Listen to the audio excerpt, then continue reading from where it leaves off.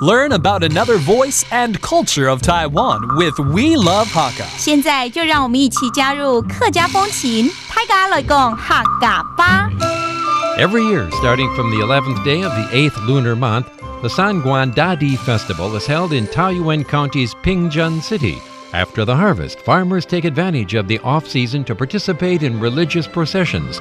A Ping-an play is also performed in return for the blessing and protection of the gods.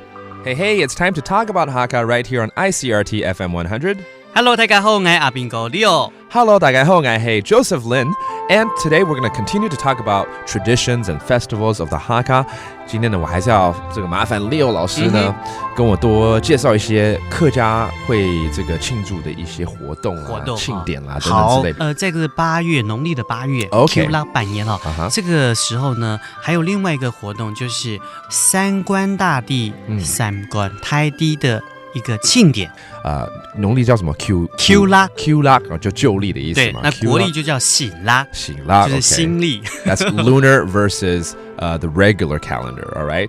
And this happens in 8月 the 8th month, 8月百年。So it's a three deities festival. 到底是哪三官呢？三官哦，就是天官、天官哦，就是管天的吗？对，在天上的。Okay, so there's the deity of the skies. 另外一个是地官。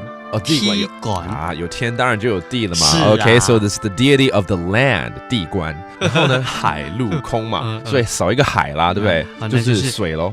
水官，水官。So it's the deity of the water. Oh, this makes sense. Okay, let's review some of these terms. 农历, that's the lunar calendar.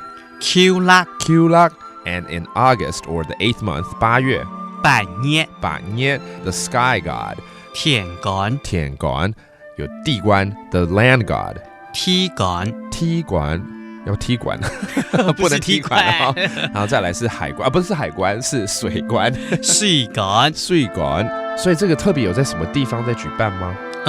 其实三官大帝在很多地方都有，不过呢，我比较知道就是在平镇市那边它会有一个比较盛大的一个活动，那刚好是两期稻作的中间比较空闲的时候，所以呢就可以办一些平安戏啊、平安戏啊，来给神明看，然后也给大家看，就是可以放松，做一个娱乐这样子。就是我们说有 blessing， 希望大家能平安嘛。Okay? 是。There is a reason why it takes place during the 8th month of the lunar calendar because during this time farmers are less busy and they have time to pay their respects to the gods.